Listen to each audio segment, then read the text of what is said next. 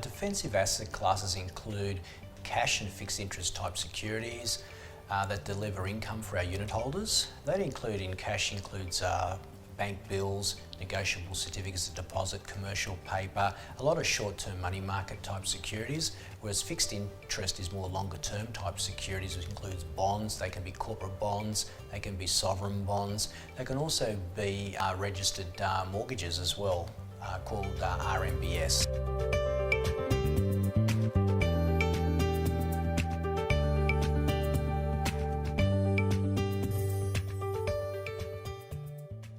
Some of the biggest challenges have come from the geopolitical and financial crises over the recent decades.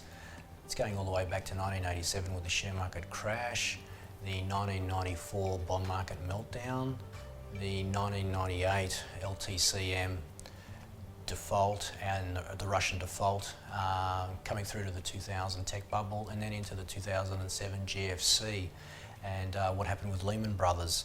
They've been really testing times in financial markets, particularly in bond markets, and it meant at different times it was difficult for liquidity and there was a lot of risk considerations to take, but the bond portfolios came through those periods quite well.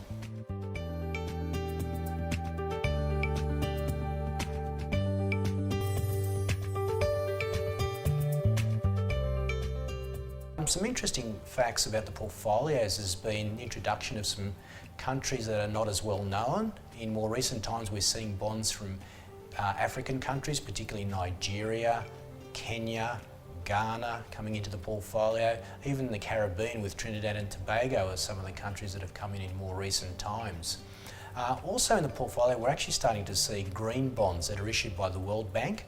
The pricing's quite competitive and attractive for our wholesale fund managers, and those monies that are issued by the World Bank end up going back to lesser developed countries, which are helping them with water resources and providing electricity for not as fortunate people as ourselves.